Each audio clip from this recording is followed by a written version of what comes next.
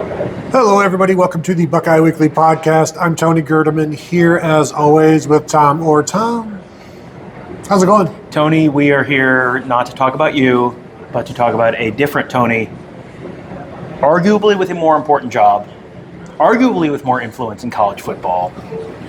Maybe. Well, there's something you don't know. All of the Tonys, we all belong to like a Borg. We're all one. We're like a fungus, like we can all feel each other. It's very kind of you to say that that's the one thing I don't know. So, yes, we did just get done hearing from Tony Petitti, so we kind of recap some of the bigger things from that. And I thought it was interesting in terms of the Protect College Sports Act. He said he's already talked to Greg Sankey 5 times today, and he talked this morning at 10:45. So they're constantly on the phone, hoping to get the revised language from the Senate perhaps today, and then he would have more to say after that, but we don't know that we will talk to him after that. So that's the important thing. But basically he said, like we can move as quickly as possible. We sent them our notes on July 3rd. And now they might get something back today. Right. And so much of this is they have to know what's in the bill, and they have given their feedback. Why? Well, that's not always how things work in Congress, but in this case, they would like to know what's in the bill before the bill gets passed. And it seems like they have, it feels like reasonable asks. Now, when you're presenting your asks, you're always going to sound extremely reasonable because you're presenting it from your point of view, and I'm sure the folks in the American Athletic Conference are saying, whoa.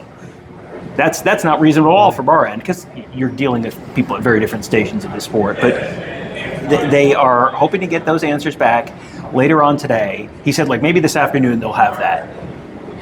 It would probably be in his best interest and the best interest for everyone in the league. While we're all here in the Big Ten's hometown of Chicago, hop up on that podium for 15 minutes at the start of tomorrow and provide an update. That seems like that would be a very logical thing. Will that be what happens? Tony, watch me as I hold my breath waiting for that to happen. Maybe a statement. They'll just release maybe a written statement. Well, that time you're turning blue. Yeah, it's something that feels like, there's so much that they're working through right now on a national level, and they're trying to figure out. There's stuff that the Big Ten and the SEC are seemingly on the same side on a bunch of stuff, and it's the Big Ten and the SEC versus all the other leagues. And then there's stuff where it's the Big Ten versus the SEC, and then no one really cares what anyone else has to say about that. There are such various and interesting fractures in the sport where it feels like you can't get anyone to agree on, you can't ever get everyone to agree on something, but you have all these different little consortiums of people who have different opinions on all these different issues that are facing college sports right now. One of the lines he was saying, I'm paraphrasing, as long as the bill has more good than bad, then that's, kind of, they would accept that. But also he said we would have preferred a much skinnier bill. But then when you get it and you see there's stuff about realignment, he's like, I never talked to a single senator about realignment. And suddenly this is now something that we have to address. Right. So all of the things that they're looking for could have been done, but then you, as we know, once you have stuff thrown into a bill that you weren't necessarily expecting, and realignment, it's whatever it is, the whole TV, the broadcast deal that they had to have wiped out because there's no way we're all going in on broadcast rights. So just stuff like that. Yeah, well, he wants a skinnier bill, but then he was asked about Tommy Tuberville's bill, the senator from Alabama, who he described it was a skinnier bill. Do you like that? And the answer was not yes. It was kind of like, well, we've also seen that, yes. It's so skinny, but not that kind of skinny, different kind of skinny. Yeah, he's like, I can see the ribs. Like, no, it was basically just, you have to choose which bill can get passed. And he said Tommy Tuberville's bill was essentially just like the SCORE Act, and that didn't even make it through the House. So that was kind of dead on arrival for him and Greg Sankey and those guys. Yeah, I think one thing that he talked about that is a really, really important distinction, and I think we've talked about this on one of the shows before a few weeks ago. We've done a lot of shows on this stuff, but the idea of an SEC breakaway, because that was something that Greg Sankey talked about a bunch at SEC Media Days, and so Tony Petitti, of course, is then asked about that, and he drew a very important distinction, which I think we've talked about before, but the idea of Is it an SEC breakaway where they're just going to have their own set of rules, but they're still playing everyone else? Because if you think SEC breakaway and you think, well, the SEC is just not going to play anyone but the SEC anymore, or the SEC and the Big Ten are just going to play themselves, and it's going to be, that sort of traditional definition of what a super league might be.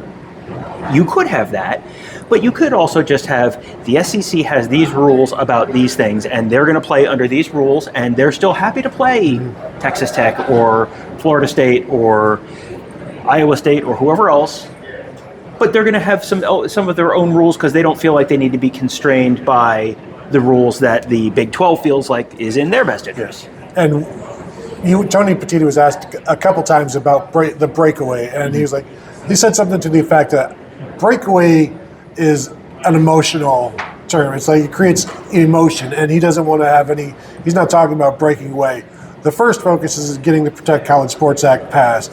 Then if that doesn't happen, then you have to look for other ways, whether that's the conferences all coming together and doing something, or it's just individual conferences doing something. But he did say that you're still going to be, he implied you're still going to be playing other programs from other conferences. Right. Because that's better for everybody if that happens. So, and then he did also say, well, when Greg Snakey came out and said the breakaway, for the next few days he was backpedaling on that because of the way people took it. Yeah, this would not be the first time that someone from the South decided that seceding was a good idea, but as you have seen in the past, that doesn't always work out the way you would expect it to. And I think ultimately that would be something where you can look at that and go, yes, this would be, if it's just the SEC and it's just the Big Ten, then boy, wouldn't that be wonderful? You wouldn't have any more of these games where you're a 75-point favorite over whoever you're playing, and isn't that great? That would have some real serious downstream effects on all the other programs in college football. And I think you would really change what college football is, because then it really does become the NFL, essentially. And then you have a whole separate conversation about, does everyone in that room upstairs, do all 18 teams up there, do they go with you, or do some people get left behind and there's not enough room in the Mayflower moving van while we're moving out of college football, and sorry, Rutgers and Purdue and Northwestern, we don't have room for your stuff. You can stay here and you can play with Iowa State now. The Big Ten rapture. It is very much. You think it's all the good people who are going? Well, we'll see. Regarding the scheduling aspect, Petitti was asked, since the SEC has gone to 9 conference games and mandating an A4 non-conference opponent, would the Big Ten do that? And he said, we need to see how the playoffs are going to. We need playoff rules before we're going to force Indiana to play more teams. Is basically how I took that. Before they're going to come up with new rules on scheduling, they want to know what the playoff looks like, because the playoff is the big thing right now, is access to the playoff. He's no longer concerned about the automatic qualifiers because 24 teams, he believes there will be enough access for the conference teams. And one of the main points that I took away from this that I liked is he talked about programs investing more into football, and if they have access to the playoff, they're going to invest more. So it becomes this thing that builds upon itself and then builds upon the Big Ten. So that's one of the main reasons he wants the 2014 playoff, is because then more programs will invest into the football, and the football will get better, and it won't just be Big 2, Little 10 type of stuff. Right. Well, I think Indiana was kind of on the cutting edge of this, where Indiana saw some of the big picture stuff in college sports, where if you do have some kind of a schism of the big programs and the little programs, and you do have the Rutgerses and the Marylands getting left behind, Indiana wanted to be on the right side of that dividing line. They are certainly there now, because football is, no disrespect to basketball, football is what is driving the bus on all of this stuff right now. Like, not even a question. Football is the almost sole deciding factor. It's basketball's like, that's also here, but that's not. It's like an order of magnitude smaller than football in terms of TV money and all that kind of stuff. So Indiana has sort of served as a model of what that can be, but you haven't seen, he was asked about, the middle of the Big Ten. He goes, I don't know if I could tell you who the middle of the Big Ten is. And I wanted to raise my hand and be like, sir, I can tell you it's all the teams that aren't the top teams.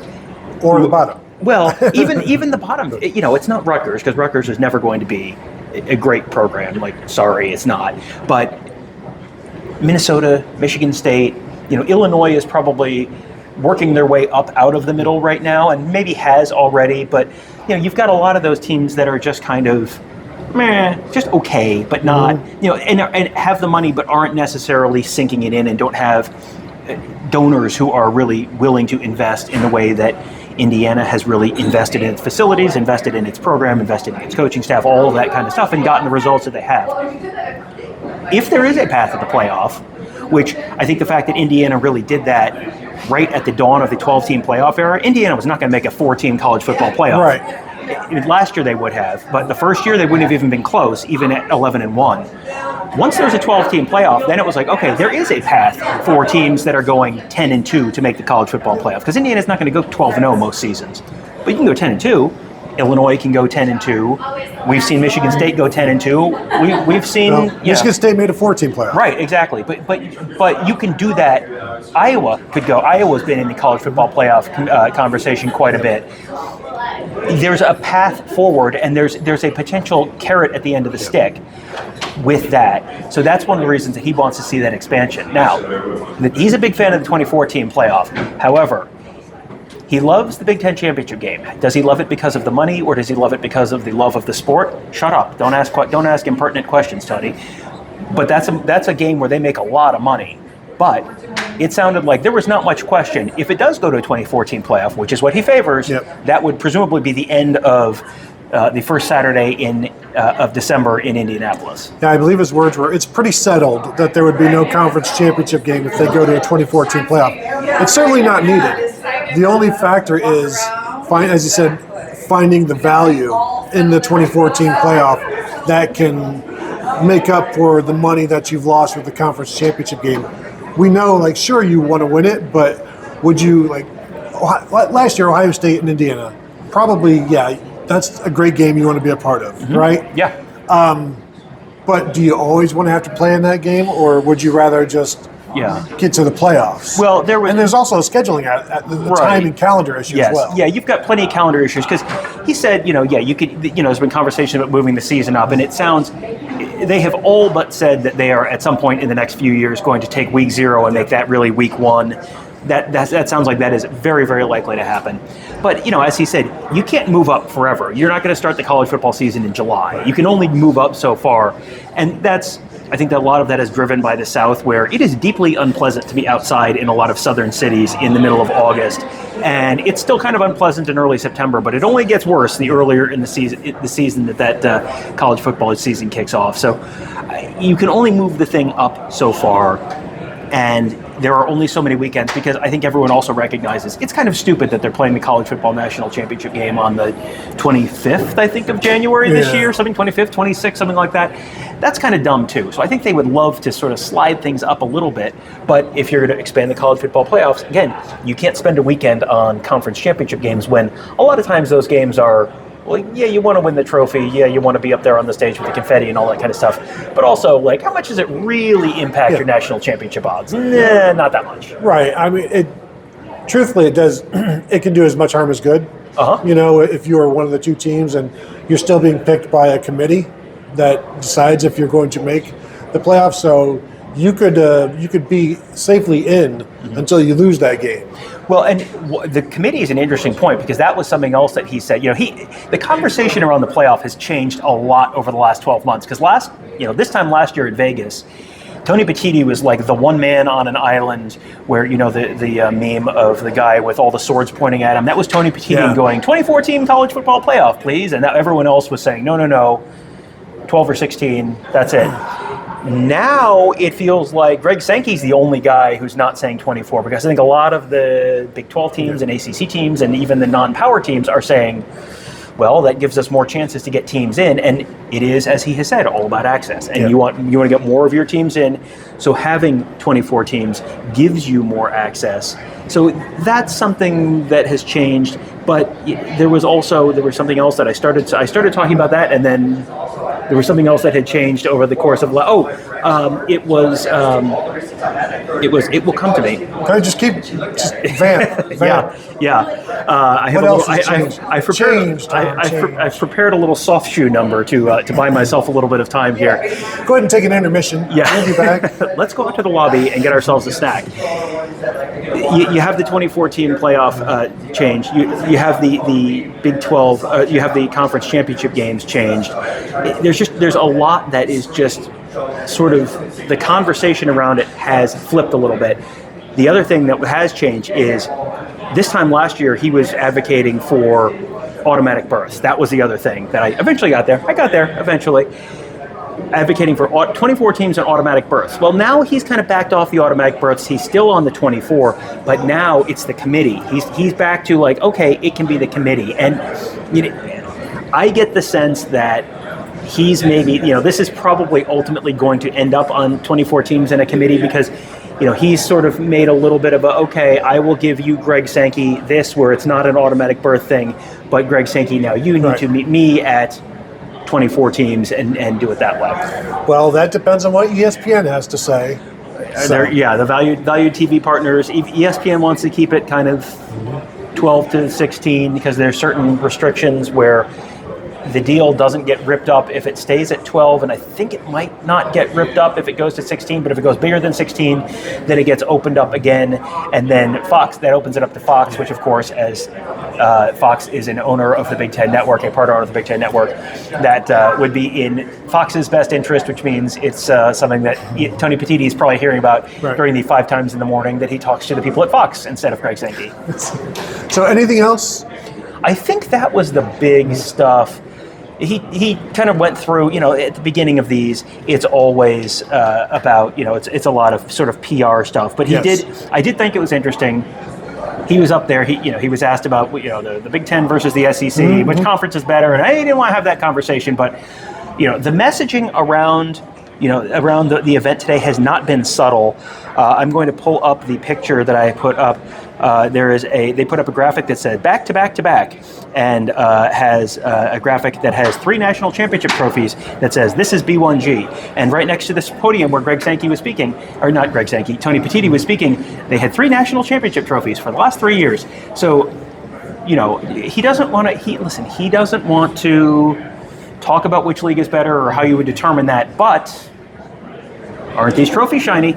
Well, and he did say during those opening remarks, the Big Ten has dominated the college football playoff the last 3 years. Mm-hmm. He also talked about people downplaying the Big Ten scheduling, the conference scheduling, where he said it's impossible to go into these playoffs and dominate the way the Big Ten has without being tested throughout the season. So they are being tested. The schedule strength is there, which I think is a counterpoint to the SEC, which has fluctuated on. It used to be the strength of the conference is what made them champions. Now it's the ease of the Big Ten, which has made them champions. And the SEC's conference schedule is too hard. That's why they haven't won. Mm-hmm. So it's funny how that happens. Well, and you went 20 years or so with the SEC is the greatest because the SEC has won the national championship 12 out of the last 16 years or whatever it was. And now all of a sudden, listen, that's not the measure of conference strength. Now it's Nick Saban said that like 3 days ago. Yes. This is not the measure of the conference. Yeah, now the measure of conference strength is the measure of the 9th through 13th teams in your conference because that's how it's always been. The SEC has always been at war with East Asia. I'm not sure what you're talking about. Show me your median team, and I will tell you which conference is better. So. That is all for now. We will have much more. It's a full day today, full day tomorrow, full day Thursday, probably a full day Friday, and it's gonna. I don't even know what's going on there, and that's when we're home. So if you're watching, hit that thumbs up. If you have not yet subscribed to the channel, we ask that you do that. All kinds of feedback is good feedback as well. And of course, continue to find us at BuckeyeInsiders.com. Sign up. The absolute best way to help us. And, help us. It's the best way to take part in what we're doing and have access to us and all of our insiders with Chuck, Marcus Hartman. Our X's and O's, guys, we've got a cool tool now that we're using that you can find on the message board. If you're into X's and O's, we've got illustrations going. We've got videos going for you. If you want to become, as Tom says, a smarter football fan, this is one way to do it. So head on over to BuckeyeInsiders.com. Check us out. We'd love to see you there. Thank you all for tuning in. And we'll talk to you all later.